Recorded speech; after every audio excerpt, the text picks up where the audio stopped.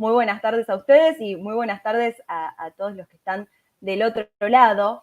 Para comenzar les comento que, bueno, también tenemos de invitada a Gloria Álvarez, quien lamentablemente no se nos va a poder estar uniendo en vivo porque en este momento está volando, nos avisó que estaba justo en un viaje, así que por suerte nos mandó un video para poder acompañarnos también aquí en esta ocasión.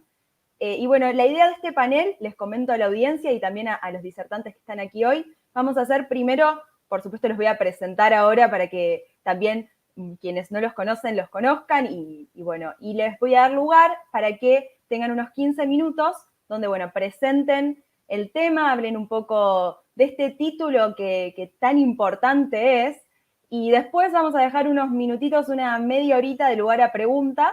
Yo, previo a que se finalice el tiempo de cada uno de ustedes, van a tener 15 minutos, 2 minutitos antes les voy a estar avisando para que vayamos más o menos en tiempo y podamos entregar el panel horario. Bueno, comienzo presentándolos. Gloria Álvarez, que como dije nos va a estar acompañando a través de un video a distancia, es licenciada en Relaciones Internacionales por la Universidad Francisco Marroquín y magíster en Desarrollo Internacional por la Universidad Sapienza de Roma, Italia. Ha escrito múltiples libros y ha realizado giras de conferencias por América Latina en contra del populismo.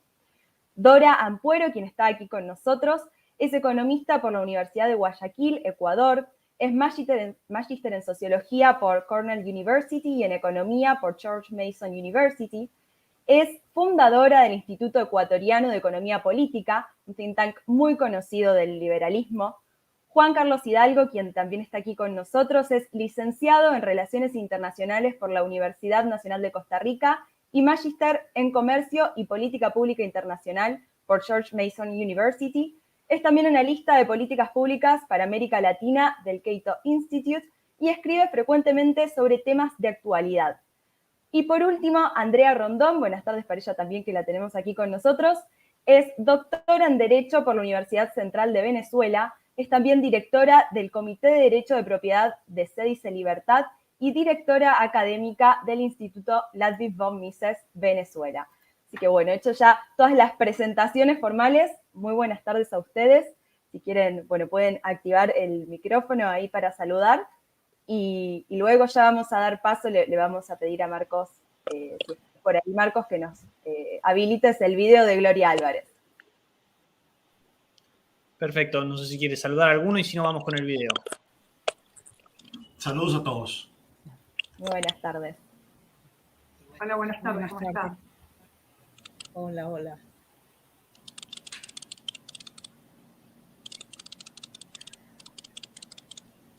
Es un gusto estar acompañándolos en este primer Congreso Internacional de Liberalismo Cultural, donde se han reunido impresionantes voces de más de 40 países que vienen aquí a expresar la libertad en todos sus sentidos. Saludos desde Madrid, España, y qué mejor localidad que estar respirando el capitalismo, los negocios, a las personas caminando para hablar precisamente de los enemigos de ese capitalismo que siempre están predicando su fin, su fallo, empezando desde Carlos Marx, porque Carlos Marx y Thomas Malthus con su fatalismo, ¿no? De que el ser humano no iba a poder innovar, iba a llegar un momento donde no iba a haber suficiente comida para todos los seres humanos, que eran ese pánico de la sobrepoblación, alimentado también, por supuesto, por el manifiesto comunista y un malentendimiento del capital, nos ha llevado hoy en día, al siglo XXI, a vivir en una época post-marxista que nos ha demostrado que todas las predicciones del primer fatalista, que fue Carlos Marx, no se cumplieron. Entre ellas, por supuesto, que más países iban a ser capitalistas conforme un breve periodo de tiempo, pero luego, inevitablemente, en el mundo iba a haber más países comunistas. Bueno, esta es una predicción que no sobrevivió la prueba histórica, ¿no? A pesar de que más de la mitad del territorio mundial probó con el experimento comunista, hoy por hoy son menos los países comunistas que los que están abrazando las ideas de libre mercado, y gracias a eso, por primera vez en la historia, 9 de cada 10 personas están fuera de la pobreza extrema. Y a quien le interesa que salgamos de esa pobreza extrema, por supuesto que lo que debería de abrazar es el capitalismo. Hoy por hoy existen muchísimas más profesiones que las que los fatalistas del capitalismo jamás pudieron imaginar, desde neurocientíficos hasta astronautas, pasando por profesionales de las redes sociales como TikTok o Instagram, modelos, ingenieros en diferentes campos, y que cada vez se van abriendo más las profesiones y la división del trabajo. Queda demostrado que el capitalismo, el mercado, las decisiones individuales de miles de millones de personas son la vía que más y más personas están utilizando para salir adelante. Sin embargo, pues uno tal vez entendería que lo escrito en 1800 tuviese cierta influencia en el siglo XX, un siglo que fue tan golpeado por la Primera Guerra Mundial, por la Segunda Guerra Mundial, por la Gran Depresión, donde la verdad es que, como sabemos, los liberales fueron rezagados a ser una parte de la población que casi que hablaba de utopías. Y aún así, cada vez que existe una crisis, y a pesar de que hubo un muro de Berlín que se derrumbó, demostrando que el comunismo no funciona, los profetas de el mundo post-apocalíptico y sin capitalismo siguen existiendo. Recordemos a muchos de los estudiantes y profesores de MIT que desde los años 70 venían prediciendo que iba a haber una escasez de minerales en ciertos periodos históricos, minerales como la plata, el cobre, el oro. Ellos hablaban de el fin de estos minerales en un futuro no tan lejano, ¿no? Incluyendo ya desde la década de los 90, ellos predecían el absoluto fin. Sin hablar, por supuesto, de los extremistas de lo que empezó siendo el calentamiento global, que ahora se llama el cambio climático, ¿no? Porque si el clima cambia, pues cualquier cosa puede estar dentro de ese clima, ¿no? Si hay mucho calor, si hay mucho frío, si hay lluvia, si hay sequía, cualquier cosa ahora se puede justificar con el cambio climático, cuya solución, por supuesto, siempre es que haya menos capitalismo, que haya menos innovación, menos tecnología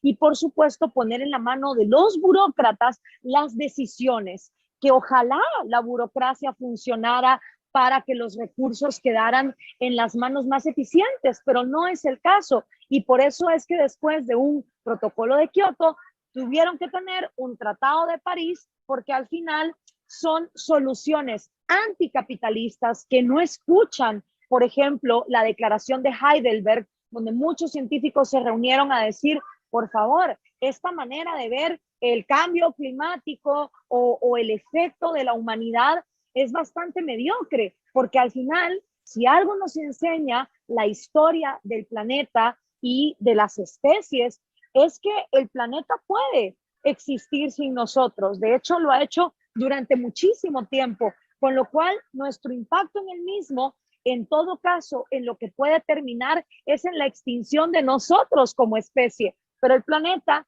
puede continuar. Pero todas estas lógicas anticapitalistas de alarma, por supuesto que se multiplicaron y se expandieron el año pasado con la pandemia del coronavirus. Todos aquí sabemos que los exponentes que han venido a hablar han tenido diferentes medidas dependiendo de sus gobiernos, desde Johan Norberg en Suecia hasta Axel Kaiser en Chile, hasta lo que pasó en Argentina, que se los puede decir muy bien Javier Milei, o Juan Ramón Rayo y María Blanco, hablando de la pandemia en España, por supuesto Jaron Brook en Estados Unidos, ¿no? Les pueden dar visiones de cómo diferentes gobiernos trataron de controlarnos, coartar nuestras libertades, y muchos entonces de los nuevos profetas dijeron, es el fin del capitalismo. Entre ellos Gordon Zizek y por supuesto Piketty, ¿no?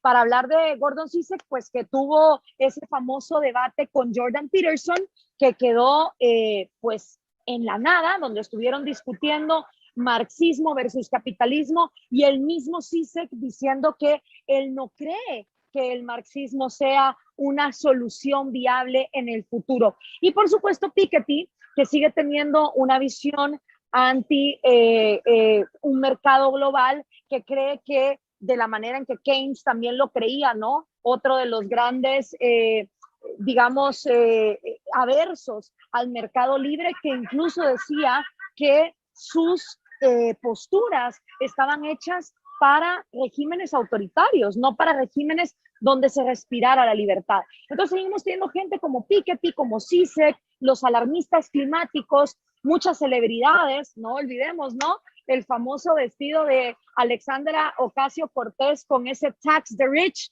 que me dan ganas a mí de mandar a hacer vestidos blancos para todas las mujeres liberales que digan cut the spending, ¿no? Porque nadie está haciendo el caso de cortar ese tremendo gasto y sobre todo ese pánico y ese alarmismo que vino con la pandemia y que tantos dijeron, este es el fin del capitalismo.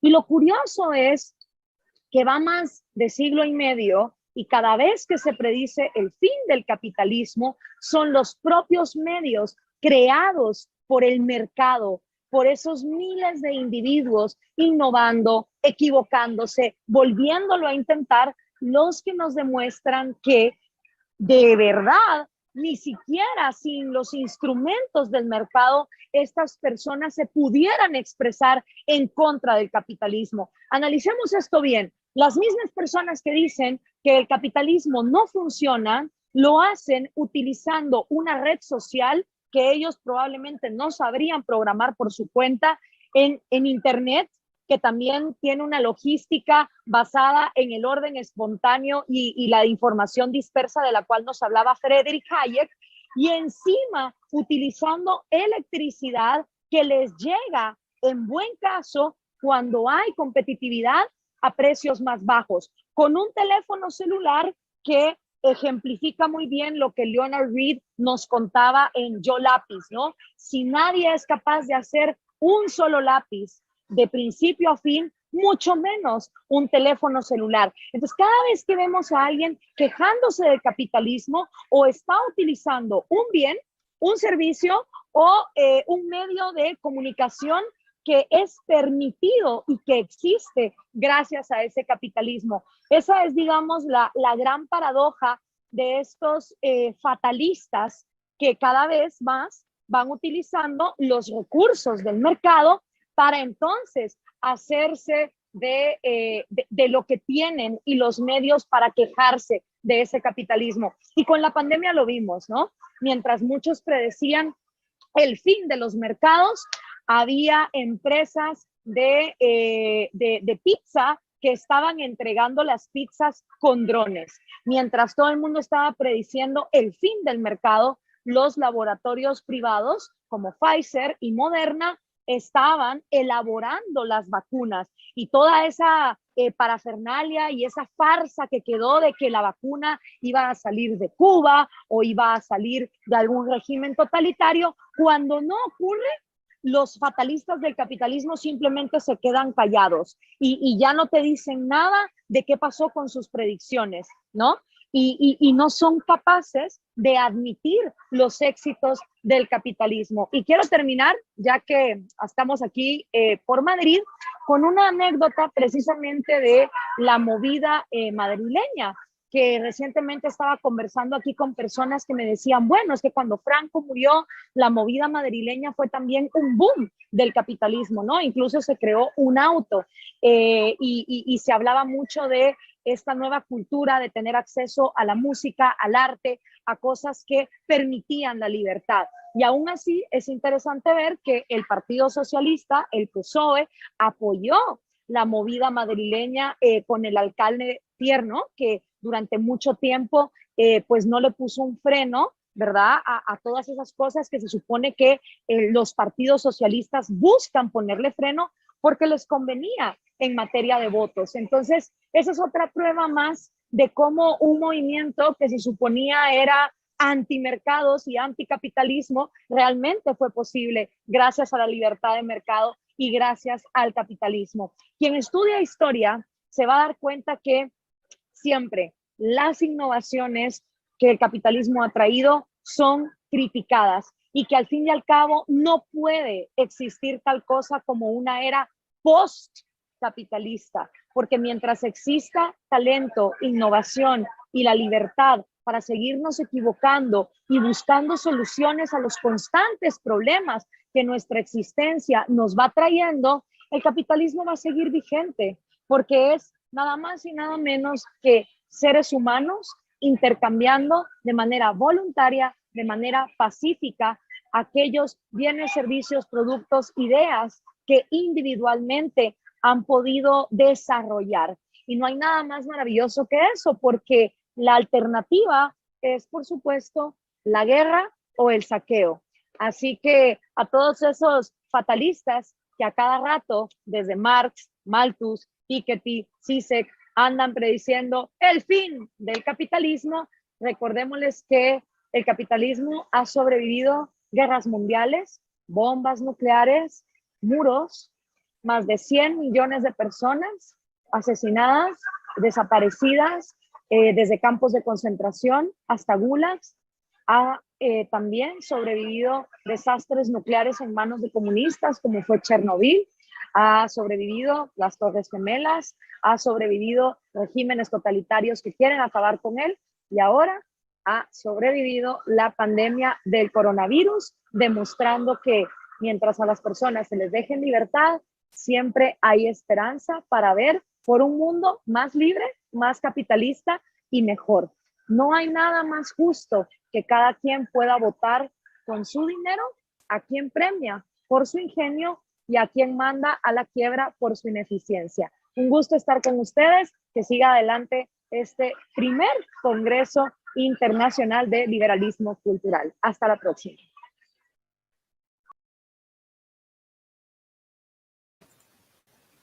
Bueno, muy bien, ahí la teníamos a Gloria Álvarez con nosotros. Vamos a comenzar, entonces ya vamos a dar pie a nuestros invitados del día de hoy. Vamos a empezar con Dora Ampuero, que ya la tenemos aquí con nosotros. Veo que ahí, Dora, si querés podés activar tu micrófono.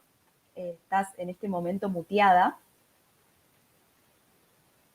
No sé si yo mientras voy haciendo... ahí se desmuteó brevemente. Ahí estamos. Okay. A ver si te escuchamos. Ya, muy bien. Perfecto. Bueno, en primer lugar, agradecer profundamente esta oportunidad de compartir, que agradecerle a Phil y a todos los organizadores por esta maravillosa oportunidad de compartir una cantidad increíble de conocimiento, de amigos, de esperanzas, de penas, de todo lo que nos ha visto hoy día y que seguirá mañana.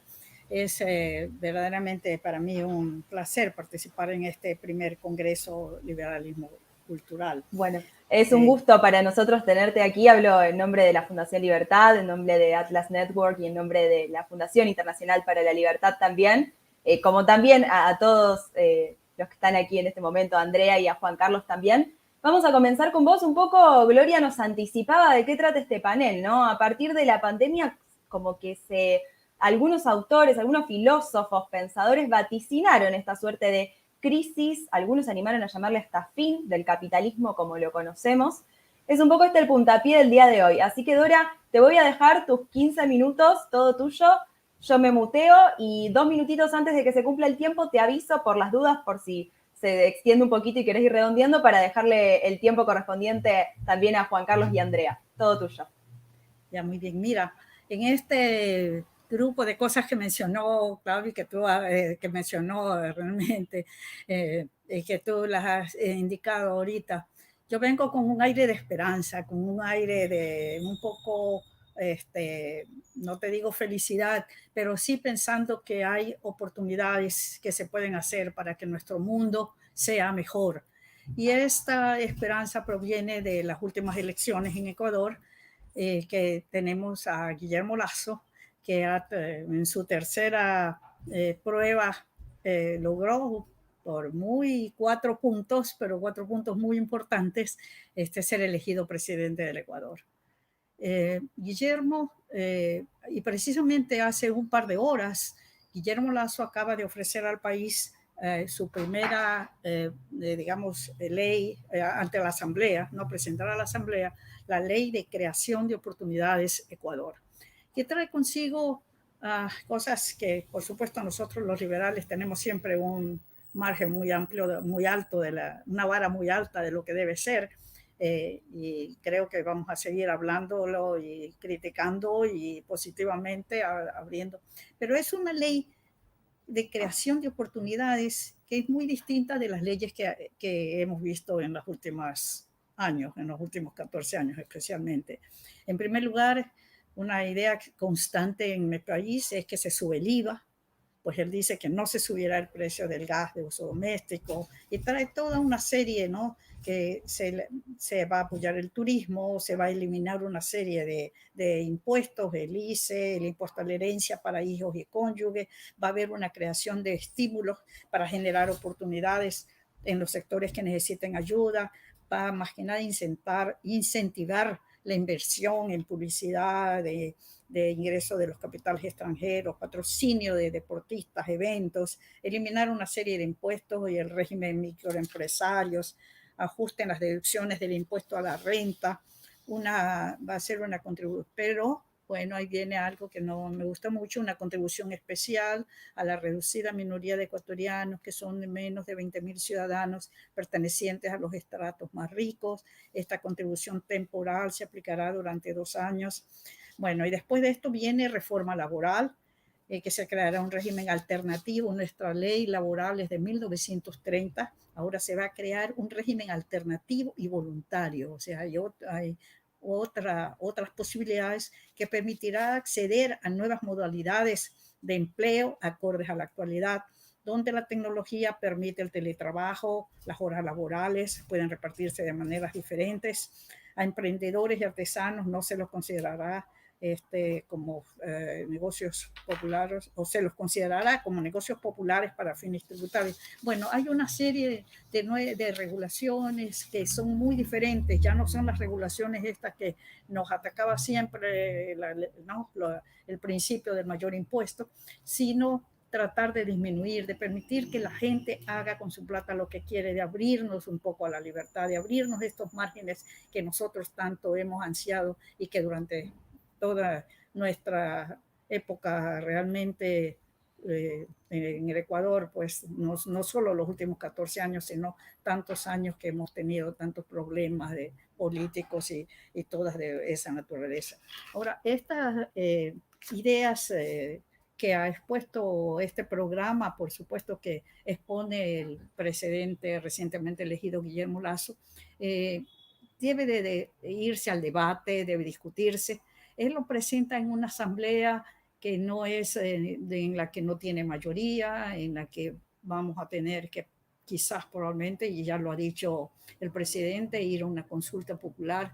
Entonces todo el sistema realmente político, aunque estamos con esperanzas y con fe, es un sistema muy frágil, muy falta de institucionalidad, que necesita seguir, que necesita el debate, que necesita la cooperación de todos, que necesitamos todos compartir nuestras ideas. Guillermo Lasso llama a todo su sistema, pues el sistema del encuentro, donde vamos a combinar nuestras aspiraciones y ojalá que realmente eso resulte.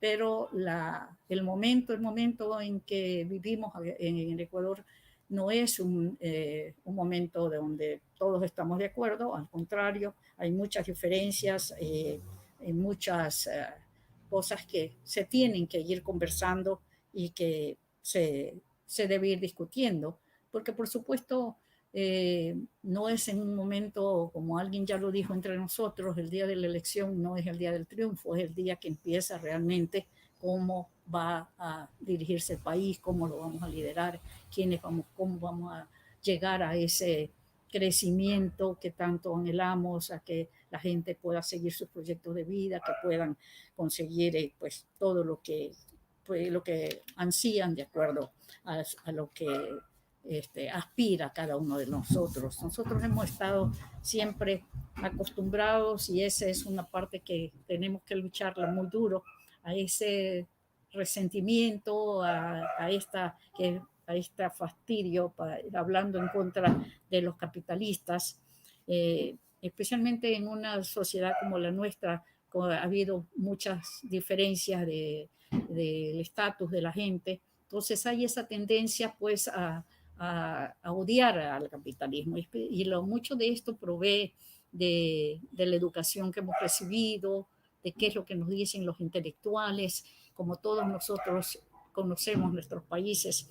La gente común especialmente cree que el que tiene más es al que tiene que odiar, que ese es la razón de que no tiene trabajo, es porque simplemente el emprendedor no se lo quiere dar o odia. Entonces hay esa serie de resentimientos que yo creo que han sido en nuestro país y en todos los países de América Latina un prejuicio muy grande y que ha contribuido a que nosotros no podamos tener una vida mejor. Ha habido mucho resentimiento también de parte de la gente que trabaja, aún en los pequeños empresarios, los que se llaman de los empleados y todo, siempre pensando que pueden tener una vida mejor a base de lo que el gobierno le puede dar. Y muchas de estas cuestiones que vienen no solo de la educación interna, sino de las películas que vemos, de todo, muchas de esas, el comunismo de Broadway, el comunismo que todas las expresiones, aún de las películas que nos vienen a nosotros, nos dan siempre esa señal de que hay que atacar a los ricos, que la causa de la pobreza son los ricos, que no es la falta de trabajo, sino el exceso de dinero que tienen los ricos. Esta es parte de la filosofía del hombre ordinario y hay que llegar a ellos, ¿no? Esa es una que yo creo que es importantísimo que nosotros en nuestros países veamos las formas distintas y que esto viene desde hace mucho tiempo, desde la manera de ver el mundo, el positivismo, muchas de esas cosas que le veo que mucho trabaja Andrea, que ha estado Andrea Rondón, que me alegro mucho de tenerla aquí con ella, que todos los trabajos que hace con Ricardo Rojas y con todas las, es mucho en este tema del derecho y de todas las instituciones que nos hacen falta en nuestro país y en nuestros países y darle esa a la economía lo que es realmente la economía, que no hay no hay capital si no se ahorra, que hay que acumular el capital para que se pueda hacer las cosas. Si gastamos todos, nunca nosotros podemos llegar a tener riqueza, ¿no? Lo importante del ahorro de las instituciones. Entonces, todos estos temas son muy importantes y los estamos viendo ahora, pero yo creo que una de las cosas muy importantísimas, indudablemente, es la educación. Y aquí les voy a narrar un poquito cuál es mi experiencia y cuál es lo que tiene que ver realmente con la fundación del Instituto Ecuatoriano de Economía Política, que tiene 30 años de haber sido fundado y que precisamente fue por esa una de esas circunstancias de la vida, de tener contacto con Atlas Economic Research Foundation, en esa época era el Atlas Network, y que permitió que yo, que me había educado en un colegio, estaba en la universidad, en una época en que venían muchos marxistas del Perú, después de la caída de Allende. Entonces, la oportunidad de conocer otras ideas distintas que yo no las había aprendido en el Ecuador, sino que tuve esa oportunidad de ir a George Mason, ver este otro tipo de ideas, que eso es lo que nosotros tenemos que inculcarle y que la gente sepa qué es lo que significa el concepto de libertad. Y esa oportunidad la tuve yo en George Mason, y cuando regresé al Ecuador, junto con la ayuda de Atlas y todo, pude establecer el Instituto Ecuatoriano de Economía Política. Y al instituto se le deben algunas de las grandes cuestiones, cambios económicos, como es la dolarización, por ejemplo, y otros trabajos que hemos hecho durante todos estos años. Entonces quiero enfatizar el poder de las ideas, el poder de la educación, el poder de la lectura, que es lo que siempre nosotros le decimos a los jóvenes, que tienen que leer, que tienen que saber cuál es el otro lado de la biblioteca, no solo lo que les enseñan en el colegio, lo que enseñan en las universidades, el odio al capitalismo, el odio al que tiene más, el odio al que esto, sino cómo es que el hombre puede producir, qué es lo que necesita para producir, qué necesita para hacer de su vida, y es la libertad desde todos los ángulos. Así que esta es una primera reflexión que quiero darles a ustedes e indicar que el Instituto Ecuatoriano de Economía Política está también muy envuelta en estas propuestas al gobierno. Hemos nosotros hecho unas propuestas muy interesantes para abrirnos al libre comercio, para abrirnos para el tema de la reducción del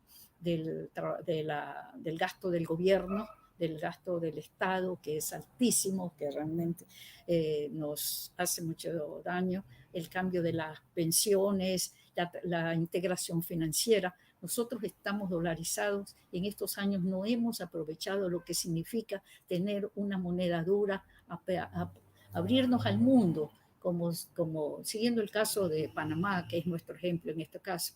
Entonces estamos muy abiertos a la banca, abrirnos a la banca, y parece pues que el actual presidente también está dispuesto a abrirnos al mundo, abrirnos al comercio, abrirnos a la banca extranjera.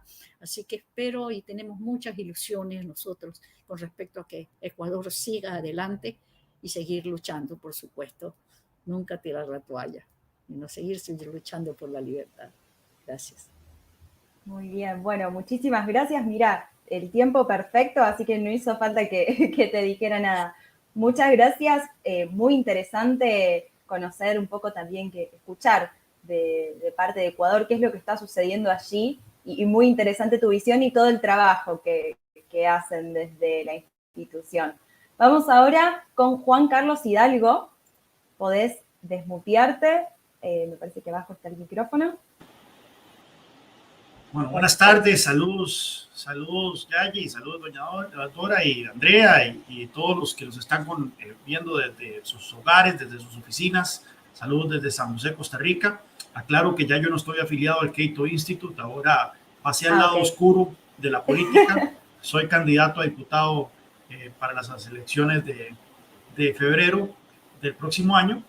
Pero bueno, eso es parte probablemente de los temas que los liberales hemos venido discutiendo, hemos venido sopesando durante tanto tiempo, y es el hecho de que la batalla de las ideas no solo se debe dar desde el campo de la intelectualidad, desde el campo de los think tanks, desde el campo de las universidades, sino que eventualmente también se necesita gente que la lleve a la arena política, que trate de implementar estas ideas y llevarlas a un campo que es muy complicado por los diversos factores que usualmente pesan en la política, la inmediatez de resultados siendo una de ellas, el hecho de que uno tiene que apelar a las masas que muchas veces buscan la gratificación inmediata y no necesariamente buscan esas reformas estructurales que toman tiempo en madurar y toman tiempo en dar resultados, ¿verdad? Y eso es parte de los grandes desafíos que tenemos los liberales a la hora de involucrarnos en política. Sin duda. Esta crisis... Es. Bueno, te dejo, perdón, te pisé. Te dejo tus 15 minutos, así comenzamos con esto. Es muy válida la aclaración. Gracias por hacer la salvedad, y es totalmente cierto eso que decís. Los liberales también tienen que involucrarse en política, y bueno, muchos éxitos también con esa elección. Gracias, Yayi. Bueno, y tenemos en este foro grandes luminarias liberales que están activamente participando en política o han participado en política. El mismo Mario Vargas Llosa, recordemos, fue candidato presidencial y casi obtuvo la presidencia en 1990 con el Movimiento Libertad en Perú. Estamos experimentando, para la gente que anda por mi edad, 41 años, estamos experimentando quizá la tercera gran crisis que hemos atestiguado. La primera crisis acaba de cumplirse el 20 aniversario, que fue el ataque de los terroristas a las Torres Gemelas y el Pentágono en Estados Unidos, que desató un cambio fundamental en la orientación que tenía el mundo, la globalización, la integración de los países con la guerra con el terrorismo, que todavía vivimos esas secuelas. Luego vivimos la crisis financiera del 2008, que también tuvo un impacto profundo, económico, pero no solo económico, sino también político, el surgimiento de muchos populismos, tanto de izquierda como derecha, principalmente en los países desarrollados, cuando muchos dábamos por sentado que el populismo era un fenómeno casi que exclusivo de los países en desarrollo, y aquí en América Latina en particular, bueno, vimos de repente movimientos populistas llegando al poder, nada menos y nada más que en Estados Unidos. Y ahora estamos viviendo la tercera crisis, una crisis producto de una pandemia que no veíamos un equivalente desde hace 100 años como humanidad. La última vez que se vio algo similar fue con la llamada gripe española, y que también va a tener reverberaciones que probablemente estemos sopesando, estemos analizando dentro de un par de décadas. En estas tres crisis que hemos vivido en los últimos 20 años, cada vez se anunció la muerte del liberalismo. Es más, recuerdo un artículo de Francis Fukuyama en el Washington, no en el Washington Post, en el Wall Street Journal, anunciando la muerte del liberalismo tras los atentados terroristas del 11 de septiembre.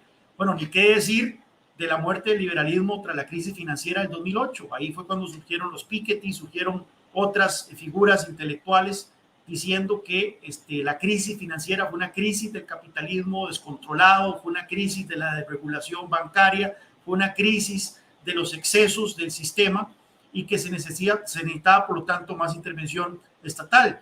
Y hoy vemos una crisis totalmente distinta. Veamos que son crisis de total naturaleza. Una fue una crisis sobre política exterior, una crisis de seguridad nacional, la otra fue una crisis económica, y ahora vivimos una crisis sanitaria que sí ha tenido también reverberaciones económicas. Y en esta crisis no han faltado también lo que Gloria llama los profetas del anticapitalismo, que han salido a anunciar una vez más la muerte del liberalismo económico, liberalismo político, debido a que supuestamente esta pandemia ha demostrado la necesidad de tener estados todopoderosos que controlen a las poblaciones. Y bueno, efectivamente, al inicio de la pandemia, ese tipo de narrativa se quiso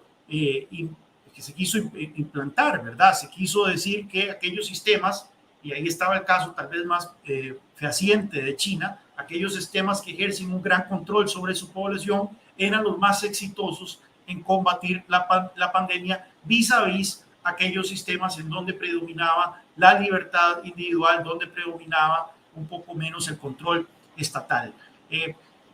Ha ido madurando, por supuesto, los hechos han ido madurando ese relato.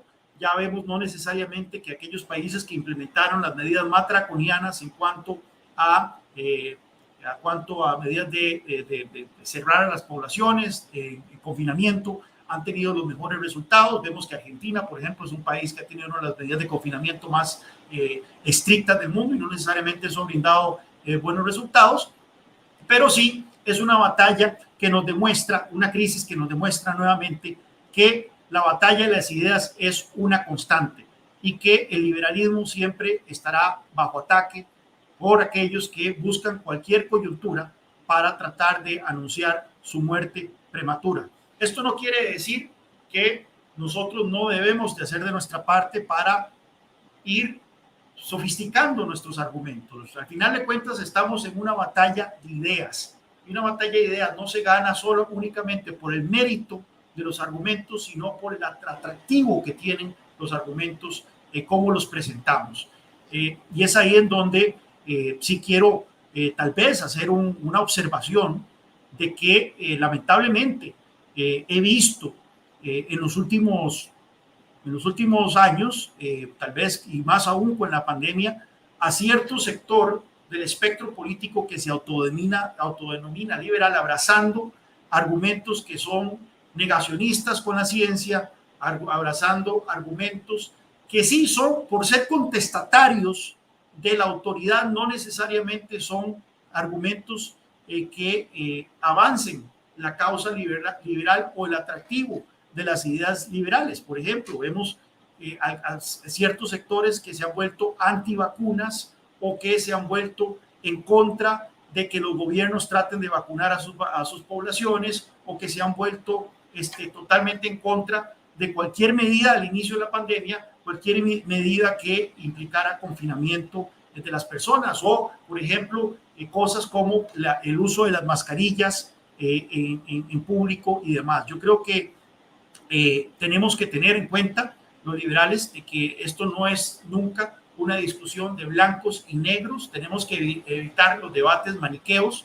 Hay grises dentro de los debates, hay grises dentro de las medidas que se pueden tomar para hacerle frente a una crisis como la sanitaria, como la que vivimos, y no necesariamente abrazar de manera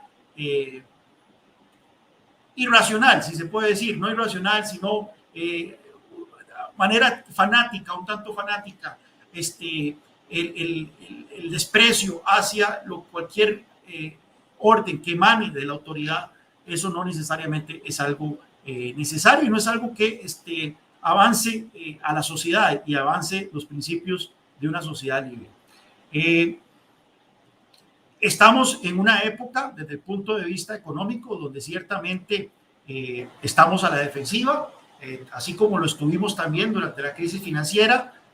Parece haber un consenso allá afuera dentro de los gobiernos, principalmente en los países desarrollados, de que los déficits no importan, de que los niveles de deuda no importan, de que la intervención de los bancos centrales en los mercados de manera irrestricta, inyectando cientos de miles de millones de dólares en estímulos monetarios con tasas de interés de 0%, que eso se puede continuar de manera indefinida, incluso ya abrazando alguna gente de teorías como la nueva teoría monetaria, ¿verdad? De que los bancos centrales simplemente pueden imprimir dinero y financiar directamente a los gobiernos y no va a haber consecuencias. Algunos ya promoviendo también teorías como o planes como el ingreso básico universal, de que los gobiernos pueden simplemente darle dinero a las poblaciones para que puedan salir adelante, y que podemos romper ese vínculo que para mí es fundamental entre lo que es el trabajo y la generación de riqueza y el progreso individual. Entonces, estos son nuevos debates, por supuesto, en los cuales los liberales siempre tenemos que estar muy atentos y siempre tenemos que estar abrazando las nuevas ideas, las nuevas maneras de avanzar propuestas que efectivamente hagan que las sociedades sean más prósperas y que las sociedades logren mejores niveles de vida. Lo que sí es cierto, y abrazando el espíritu de Gloria, es de que debemos de ser optimistas. A pesar de que siempre, muchas veces nos encontramos a la defensiva, el mundo continúa progresando, y ahí están los trabajos, ¿verdad?, de Pinker, están los trabajos de Norberg, entre otros, que demuestran de manera fehaciente cómo todos los años, excepto los últimos dos quizá, y por un retrocesos mínimos, incluso me encantó un artículo de Johan Norberg al respecto, diciendo, sí, el 2020 fue un pésimo año, retrocedimos hasta el 2017 en muchos indicadores, pero bien, fue un retroceso de 3 años, no fue un retroceso de décadas, como mucha gente tal vez en su momento temió que esta pandemia iba a sumirnos en pobreza extrema y en desigualdad. Y ahora la humanidad seguirá adelante, y eso es algo que debemos siempre ver con mucho entusiasmo. Entonces, creo que ya estoy cerrando en mi tiempo, pero quiero decir entonces, no aflojemos. Esta batalla ya la demos en universidades, ya la demos en think tanks, ya la demos en medios de comunicación, ya la demos en organizaciones de la sociedad civil, o ya la demos desde la política. Es una batalla que promete mantenernos muy entretenidos por el resto de nuestras vidas. Bueno, muchísimas gracias, Juan Carlos. Me gusta que hasta ahora, bueno, tanto Gloria como Dora como Juan Carlos han coincidido, si bien hay muchos desafíos por delante, en que el mensaje final es optimista. Así que bueno, vamos a ver si Andrea también está de acuerdo con eso. Andrea, por último, pero no menos importante, la tenemos a ella, Andrea Rondón. ¿Puedes activar tu micrófono? Ahí estamos. Buenas tardes. Hola, buenas tardes, ¿cómo están? Agradecida por la invitación para este primer congreso y compartir espacios con estos ponentes a los que yo sigo su trabajo y respeto profundamente. Yo voy a hablar desde la perspectiva del caso de Venezuela. No necesariamente voy a ser tan pesimista y voy a explicar un poco qué está ocurriendo en Venezuela, porque es una economía de contrastes. Ayer puedes hablar de crisis económica y hoy en día muchos se preguntan si está floreciendo con esta economía de bodegones, y voy a explicar un poco sobre eso, ¿no? Y atándolo con el tema sobre estos profetas del poscapitalismo, ¿no? Y es que me voy a enfocar con un error que lo ha asomado, que lo han asomado ya los que me antecedieron. Y es que no entienden que lo que está detrás del capitalismo, lo que está detrás de la naturaleza del capitalismo, del libre mercado, es que es humano. Su naturaleza, consustancialmente, es humano y en consecuencia es inevitable. Cuando digo que es inevitable es, tú podrás pretender regularlo, tú podrás pretender controlarlo, pero no lo vas a lograr completamente. En este sentido, yo siempre me acuerdo de Diálogo de Conversos, de Roberto Puero y Mauricio Rojas, el primer libro. Ellos hablan de su experiencia con el gobierno de Allende. Y ellos decían, pretendieron sacar el mercado por la puerta, pero el mercado se les metía por la ventana. Y se estaban refiriendo al efecto de los controles de cambio, los controles de precios, que tú estableces este tipo de regulaciones asfixiantes de la actividad económica, tú estableces el control de cambio, tú estableces el control de precios y siempre va a surgir un mercado alternativo, un mercado negro, un mercado paralelo, el blue en Argentina, el dólar paralelo aquí en Venezuela. A mí no me gusta ponerle apellidos, porque ese es realmente el verdadero mercado, porque son los particulares tratando de alcanzar sus fines y sus propósitos, lejos de las regulaciones asfixiantes de los gobiernos. Ese es realmente el mercado, con sus tropiezos, pero lo es. Entonces, incluso lo que quiero significar con esto es que mientras exista el ser humano, mientras exista vida, vamos a aprovechar esos pequeños resquicios de libertad, aún en las condiciones más hostiles, ¿no? En el caso de Venezuela es el mejor ejemplo. Juan Carlos hablaba de que a nivel mundial se ha vivido 3 crisis puntuales. Venezuela tiene una eterna crisis desde el año 1999 y en esa crisis hay un comportamiento distinto de los controles. Hay una forma distinta de aplicar. En las dictaduras de largo aliento no puedes aplicar los controles férreos por 20 años. Es imposible. Entonces tienes que aplicarlos con distinta intensidad. Y la aplicación de esos controles de distinta intensidad genera distintos efectos, distintas respuestas del mercado. Es decir, distintas respuestas del ser humano, de las personas tratando de sobrevivir. Quiero poner 2 ejemplos puntuales. Yo les dije que desde el 2003 se han establecido medidas económicas con fines políticos, para manipular políticamente. Pero en realidad tú no viste desde el 2003 los efectos de esas medidas. Los viste, en el 2007 se empezó a hablar del problema del papel higiénico en Venezuela. Ya no había, se generó la escasez gracias al control de precios. Ya para el 2009 no podías comprar tu mercado completo en un solo sitio, ya no conseguías ciertos productos. Esa es una de las consecuencias inmediatas del control de precio, la escasez. Para el 2014, el 2017 ya estalla la crisis humanitaria, digamos en términos internacionales, aunque podía ser un poco antes. Lo que quiero significar es que estos efectos nefastos no los tuvimos a lo largo de los 20 años.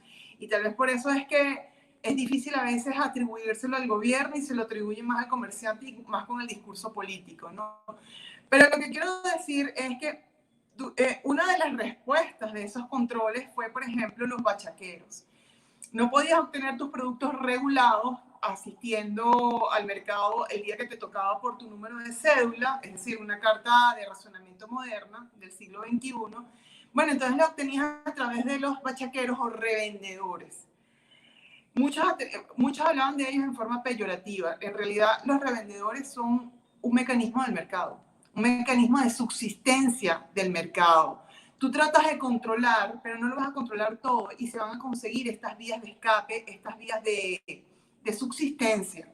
Con lo cual siempre va a haber mercado, por más que tú intentes controlarlo. O sea, eso de hablar de que el mercado, el libre mercado va a morir y en general el capitalismo, en realidad es como si dijeras va a morir o va a perecer la humanidad. Eso no es viable, eso no es posible. Otro ejemplo era el control de cambio. Aquí se monopolizó la compra y venta de divisas a través del Banco Central de Venezuela y a través de su brazo ejecutor, la administración cambiaria de ese momento. Solo podías comprar y vender divisas a través de los mecanismos establecidos por el Estado. Todavía pasa eso, tan solo que hoy en día se han relajado completamente los controles. Cuando arreció el control de cambio, bueno, se acudieron a las famosas estructuras offshore, a las compañías extranjeras que estaban por fuera del plan de acción o de la acción de las leyes cambiarias. En otros países, en sociedades libres, esas compañías, esas estructuras offshore son mecanismos de planificación familiar, planificaciones de inversiones. Aquí en Venezuela eran mecanismos de defensa en contra del control de cambio. Pero en última instancia, cuando yo te hablo de mecanismos de defensa del control de cambio, son mecanismos del mercado, mecanismos de nosotros buscando respuesta ante las asfixiantes regulaciones del gobierno o del régimen en nuestro caso. Lo que quiero significar es que aún en condiciones hostiles, háblese de un régimen de 20 años, implementando medidas económicas con fines políticos, tú vas a ver una respuesta del mercado, porque vas a ver una respuesta del ser humano buscando subsistir, buscando alcanzar sus fines y sus propósitos. Es lo que te habla Ampuero y de lo que te habla Rojas en Diálogo de Conversos en el Chile de 3 años de Allende. Eso lo vamos a ver a lo largo de este periodo de 20 años en Venezuela. Hoy en día incluso se ha relajado tanto que muchos lamentablemente consideran que está floreciendo la economía venezolana y que se puede convivir con el régimen político. Y ya escuchando previamente a María Corina Machado, evidentemente eso no es así, ¿no? Tal vez vamos encaminados a una China caribeña, a una Rusia caribeña. Eso no significa que vamos encaminados a una sociedad libre porque mejoren ciertos números económicos. Y eso me lleva a otra característica, a otro error, mejor dicho, de estos apóstoles o de estos que tratan de dictar esa acta de defunción del capitalismo. Y es que se olvidan que el mercado del capitalismo es profundamente ético, nos permite nuestro proyecto de vida. Cuando yo pongo estos ejemplos de que en Venezuela hemos conseguido nuestros medios para esquivar y defendernos de los controles, no significa que sea lo ideal. No podemos vivir una economía de subsistencia. Esa economía de subsistencia evidentemente refleja nuestros ánimos, nuestras ansias de sobrevivir, incluso por encima del régimen y de las circunstancias. Pero eso no es lo ideal. Tampoco lo ideal es lo que existe hoy en día, que es la llamada economía de los bodegones. Lo que vive hoy en día en Venezuela, sigue existiendo una crisis humanitaria, tan solo que, como se destruyó el Bolívar, hay una libre circulación de la moneda extranjera. Hay otra etapa en el proceso de destrucción de la propiedad y hay más privatizaciones, y digo privatizaciones entre comillas, porque que pase de lo privado, que pase de lo público a lo privado no la hacen privatizaciones, es, digamos, los activos públicos pasan a manos de los amigos del régimen político, simple y llanamente.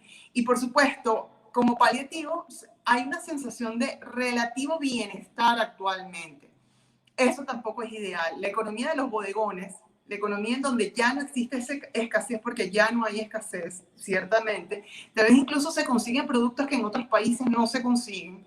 Eso no significa que ha mejorado la situación en Venezuela. Eso significa que estamos en otra etapa definitivamente de ataque a la propiedad.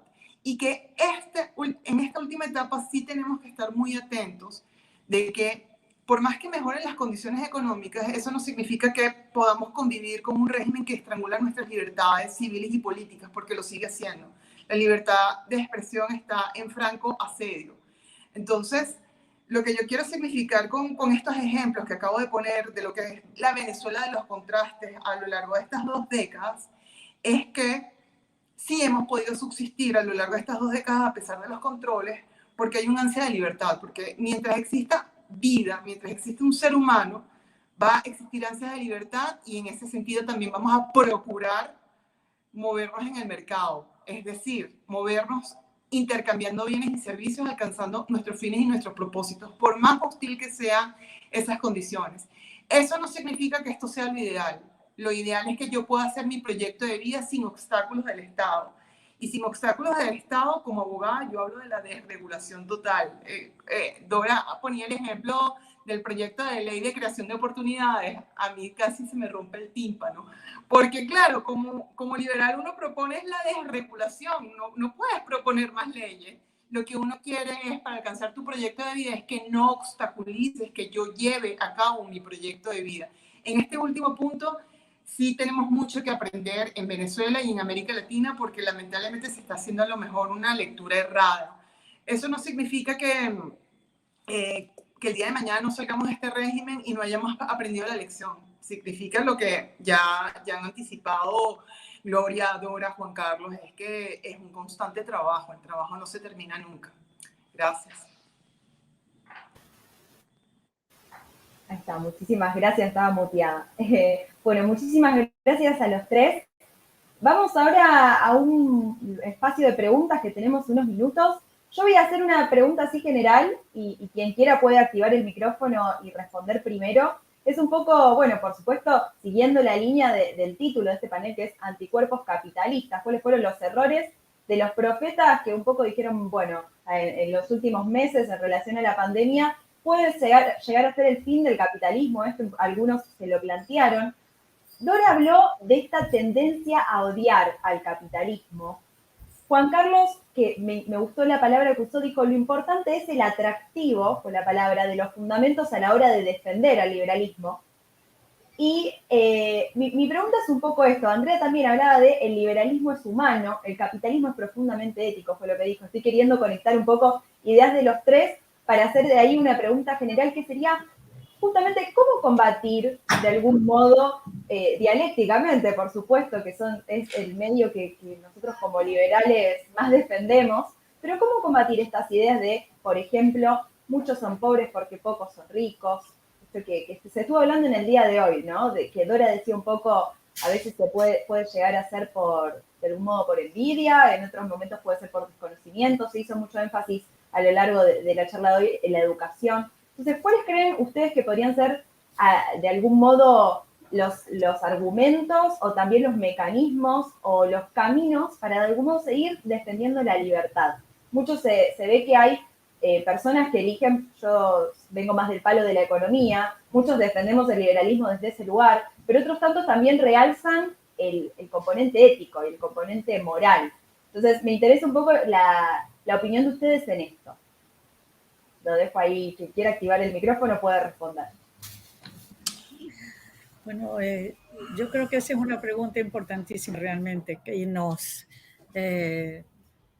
la hacemos cada día, especialmente gente como nosotros que manejamos think tanks y que estamos constantemente haciendo estos seminarios, haciendo conferencias en universidades, hablándole a los chicos de secundaria, sabemos en primer lugar que es una tarea a largo plazo, que no la vamos a conseguir de un día a otro, ¿no?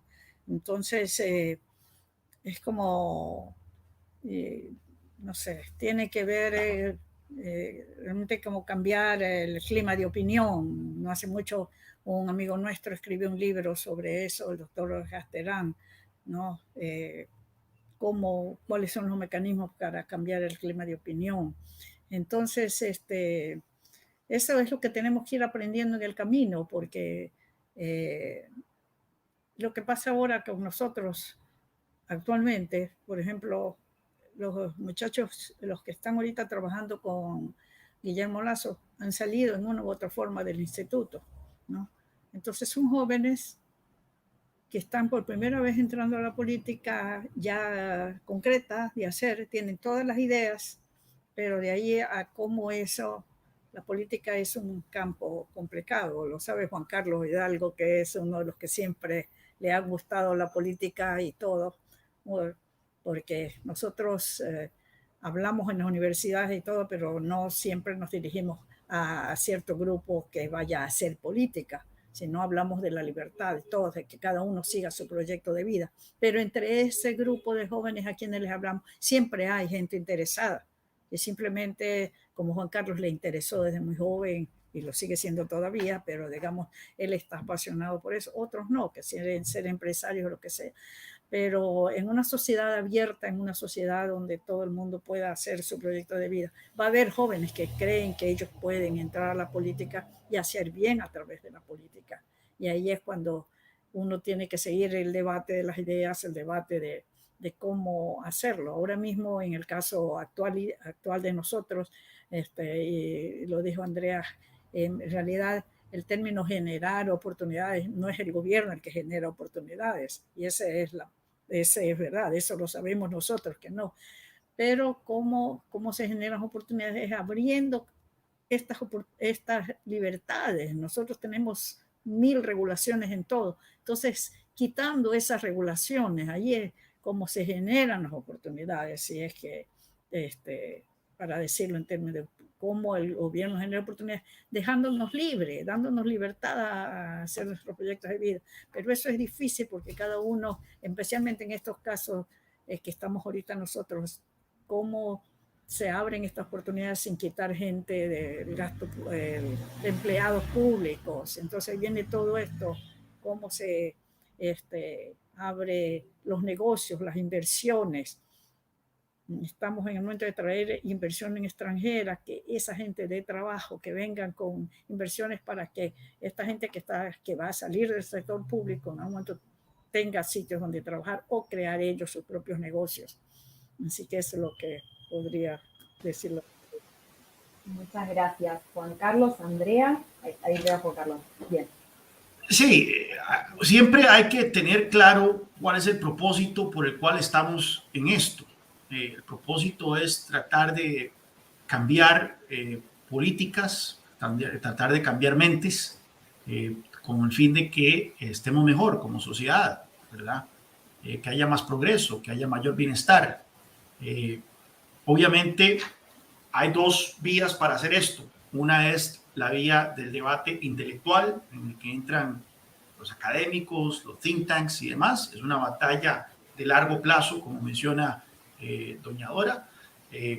Me acuerdo cuando leyendo las memorias de Arthur Seldon, ¿verdad? Que él dice que cuando fundaron el Institute of Economic Affairs, ellos veían el instituto como la artillería que iba a estar detrás de las filas, ¿verdad? Ahí tirando salvos y gastando las líneas enemigas, y ellos veían eso como una batalla de 40 años, pero eventualmente llegó una política que fue Margaret Thatcher, que agarró esas ideas justo, incluso antes de lo que ellos pensaban. Ellos veían una batalla de 40 años.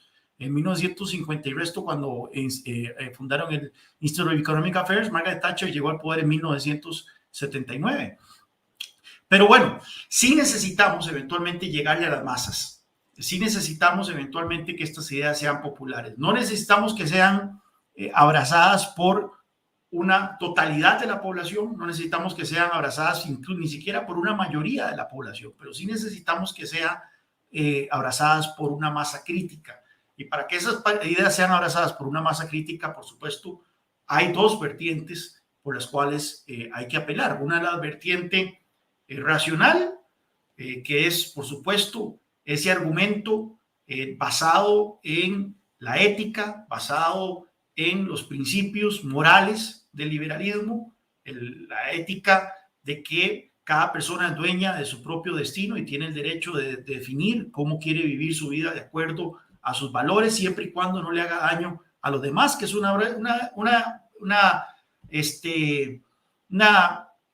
argumento que es música para el oído de un sector de la población, pero lamentablemente hay un sector de la población que no les importa para nada eso de la libre voluntad y el libre albedrío de las personas. Entonces, a cierto sector de la población, y no estamos hablando de gente malintencionada, no estamos hablando de gente necesariamente que busca el mal del prójimo, o gente que tenga un gusanillo estatista dentro de sí. No, es gente que simplemente se considera menos ideológica, más pragmática, y que el tema libre albedrío le va o le viene dependiendo de las circunstancias.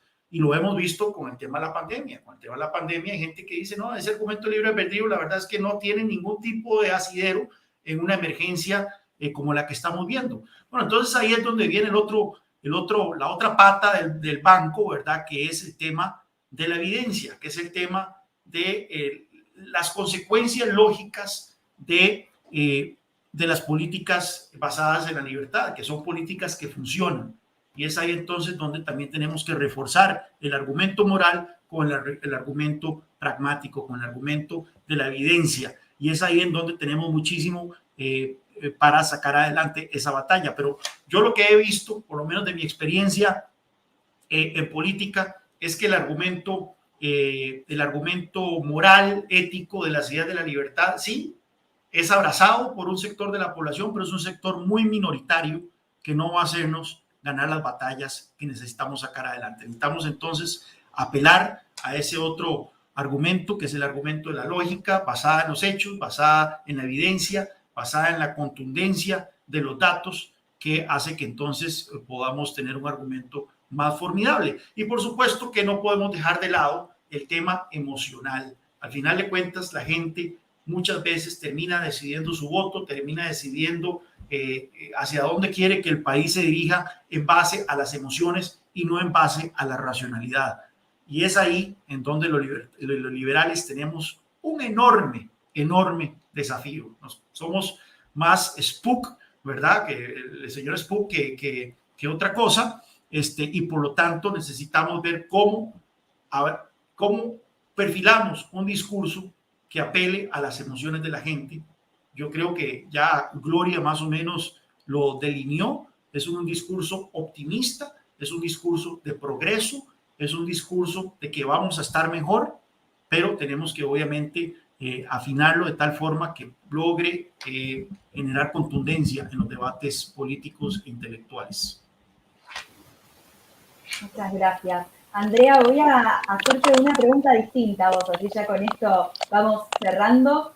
Hablaba un poco, bueno, Juan Carlos anticipó esta pregunta de algún modo, hablaba de que al principio de la pandemia es cierto que se dio una suerte de miedo generalizado en la sociedad, que un poco se demandó en muchos países la mayor participación del Estado, de algún modo, porque, bueno, no sabíamos qué se venía y muchos individuos esto los asustó y de algún modo también, por supuesto que hubo una oferta, hubo un Estado ahí respondiendo, pero también en muchos lugares hubo una sociedad pidiendo.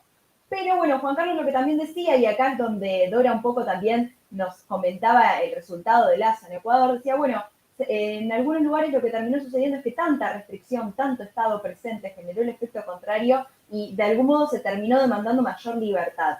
Mi pregunta para vos es esto, ¿cómo ves esta situación a nivel regional en América Latina? ¿Para dónde crees de algún modo que está yendo? Si se puede generalizar esto, ¿no? Porque quizá cada país por supuesto tiene su situación particular, pero ¿tenés un mensaje esperanzador en esto? ¿Crees que las sociedades están un poco pidiendo al Estado que se saque un poco las manos de encima? Bueno, yo creo cuando empezó la pandemia, a principios de ya 2020, porque creo que empezó más o menos al mismo tiempo en todas partes, y yo creo que mostró la peor cara de los gobiernos y también de los ciudadanos. La peor cara, por ejemplo, creo que ya muchos saben por experiencia lo que generan los controles de precios. Y en las primeras oportunidades en que hubo cierta demanda por encima del promedio de los barbijos o de las mascarillas, cuando se empezó a hablar de vamos a regular el precio de las mascarillas, todo el mundo levantó la mano. Cuando muchos estados dijeron vamos a suspender la obligación de pago de los arrendamientos, todo el mundo levantó las manos. Por eso digo que la pandemia mostró la peor cara de los estados, pero también la peor cara de los ciudadanos.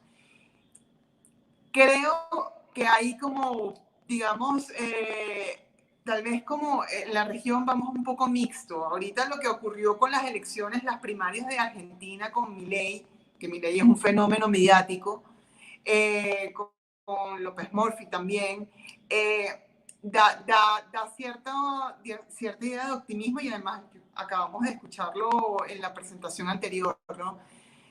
No creo que toda la región esté en esas circunstancias, lamentablemente. Creo que países como Venezuela todavía vamos a tener unos años más, no antes de 5 años, que vayamos a salir de esto. Creo que parte de la región sí se encamina para un poquito más de libertad, no digo que no, pero hay otros países que no. Entonces yo digo que estamos divididos. Y los que lamentablemente pues siguen con ese sesgo intervencionista, con ese sesgo colectivista, son los países que siempre hemos estado en el foso. Venezuela es uno. Con el caso de Venezuela, yo lamentablemente no tengo el optimismo que pudo haber tenido, o como se le escucha hablar a María Corina en algunas circunstancias. Bueno, es política. Tiene más madera para eso, tiene más piel gruesa para eso. Yo ahorita no soy muy optimista con el caso de Venezuela. Yo siento que países como Venezuela terminamos o estancados o para abajo. Con lo cual la situación en la región no es igual.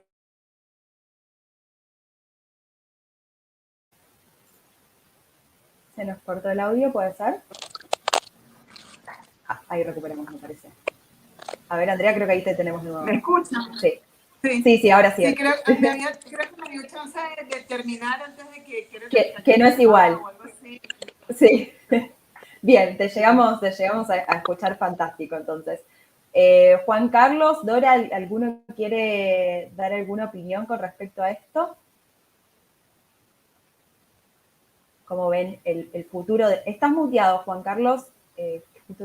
Sí, ciertamente. En cada crisis fue un jefe de despacho, el Chief of Staff de Barack Obama, el primero que dijo que nunca hay que desperdiciar una crisis. Y las crisis son oportunidades perfectas, ¿verdad?, para impulsar muchas de estas políticas que son políticas fracasadas. Son políticas fracasadas en tiempos normales y muchas de ellas en situaciones de crisis son igualmente fracasadas. Pero bueno, obviamente las defensas de la gente bajan en tiempos de crisis y por lo tanto el atractivo de estas ideas aumenta. Pero bueno, al final de cuentas el tiempo nos termina siempre dando la razón y así lo hemos visto con algunas de estas medidas que fueron implementadas durante los primeros meses de la pandemia y que hoy vemos que no han tenido mayor éxito. Sí, Dora, te veo desmuteada. ¿Querés hacer algún comentario? Yo soy un poco más positiva en ese sentido, Andrea, porque creo en los órdenes espontáneos, profundamente en los órdenes espontáneos, no en las cosas. Si cayó el muro de Berlín, cayó, y estudiarlo, analizarlo y todo, cada noviembre que nosotros hacemos nuestra Semana Libertad, todo sobre eso, hay que tener esperanza, y es lo último que podemos perder. No sé, creo que quizás esa sea una forma positiva de enfrentar algo que quizás no lo es, porque tengo tantos años también, yo estudié mucho Rusia, digamos, cuando estudié en George Mason era Comparative Economic System, entonces el sistema de Rusia y todo era lo que aprendíamos en esa época. Todavía no había caído el muro de Berlín y cayó el muro de Berlín y todo, y Rusia sigue igual y todo, pero de todas maneras es así avanzando un poco todo. Yo creo que hay que tener esperanzas y que en algún momento Venezuela va a ser libre. Bueno, qué lindo, me gustan estas palabras para cerrar, así dejamos un mensaje de optimismo. Fue un gusto compartir este panel con ustedes, les agradezco mucho en nombre de la Fundación Libertad, en nombre de Atlas Network y en nombre de la Fundación Internacional para la Libertad, nuevamente que hayan estado con nosotros aquí hoy en esta jornada que ya se está por terminar el día de hoy, pero mañana continúa el primer Congreso Iberoamericano de Liberalismo Cultural, así que a quienes están mirando los invito a que sigan viendo, que hoy todavía queda un poquito de la programación y mañana se sumen también.